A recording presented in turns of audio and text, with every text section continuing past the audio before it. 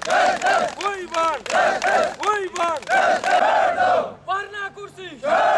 नौकरशाही अफसरशाही नहीं चलेगी जो हमसे टकराएगा वरना कुर्सी लाल लाल लहराएगा।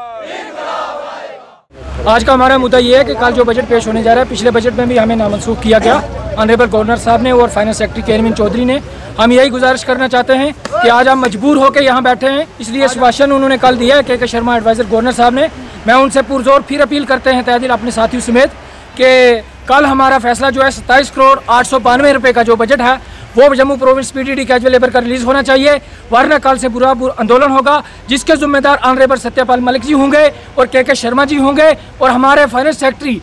केनविन चौधरी जी होंगे और यहाँ की हर डिस्ट्रिक्ट की एडमिनिस्ट्रेशन डिस्ट्रिक्ट एडमिनिस्ट्रेशन जो है वो जिम्मेदार होगी। ये लोग तोड़फोड़ करें, कोई आत्महत्या करे, कोई अपने आप को आग लगाए, कोई किसी स्टेशन को बंद करे, उसके जिम्मेदार ये पब्लिक को कोई परेशानी आए उसकी जिम्मेदार ये डिपार्टमेंट और ये राज्यपाल शासन होगा।